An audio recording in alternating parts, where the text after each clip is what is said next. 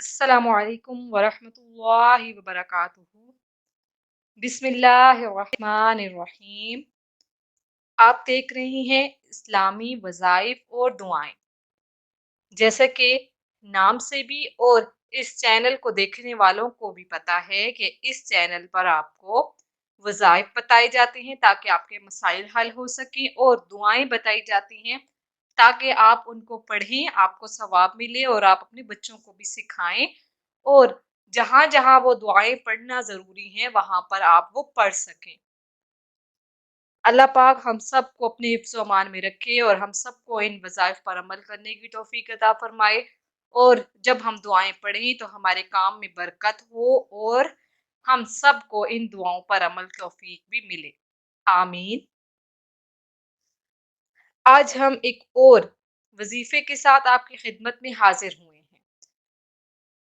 वजीफा बहुत आसान है और उन सब के लिए है जो कि लड़ाई झगड़ों से या किसी का अगर ससुराल बहुत उसको मुखालफत करता है, उसको तंग करता है या लड़ाई झगड़े करवाता है, तो उन सब के लिए है। वजीफा ये है कि अगर सास या कोई और शख्स ससुराल में या कोई भी मोहल्ले में ऐसा है जो कि आपकी मुखालफत करता है, बेवजह आपसे लड़ाइयाँ करता है और आपको बहुत तंग करता है, तो आपको चाहिए कि आप उसकी जुबान बंदी के लिए ये वजीफा कर सकते हैं ताकि वो लड़ाई ना करवाया करे। वजीफा ये है, ससुराल या आसपास के लोगों में से कोई आप पर इल्जाम लगाए या मुखालफत करे तो उसकी जुबान बंदी करनी हो, तो ये छोटा सा अमल करें जो कि दिन में किसी वक्त कर सकते हैं या नमाज इशा की नमाज अदा करें, और उसके बाद उस शख्स का ख्याल जहन में लाएं जो कि लड़ाइयाँ करवाता हो।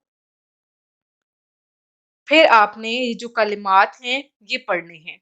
इन कलिमात को पढ़ने से पहले 21 मरतबा दरूद शरीफ पढ़ना है और बाद में 21 मरतबा दरूद शरीफ पढ़ना है। वो कलिमात ये हैं, वहशातिल अस्वातु लिर्रहमानी फला तस्माउ इल्ला हमसा। आपने ये कलिमात 300 मरतबा भी पढ़ सकते हैं कम से कम। अगर आप ज्यादा पढ़ सकते हैं तो आप इसको 500 मरतबा भी पढ़ सकते हैं।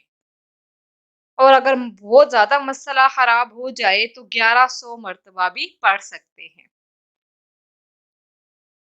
और ये अमल आपने उस वक्त तक करना है जब तक आपका मसला हल नहीं हो जाता। इंशाअल्लाह अज़्ज़ा वजल कुछ ही दिनों में आपको आपका मसला हल होता नजर आएगा। इन वज़ाइफ को करने के लिए आपको सिद्क़ के दिल से यकीन होना ज़रूरी है और नमाज की पाबंदी ज़रूरी है। तभी आप इन वज़ाइफ से अपने मसाइल का हल पा सकते हैं। जाते जाते हमारे चैनल को सब्सक्राइब कर लीजिए। जज़ाकल्लाह।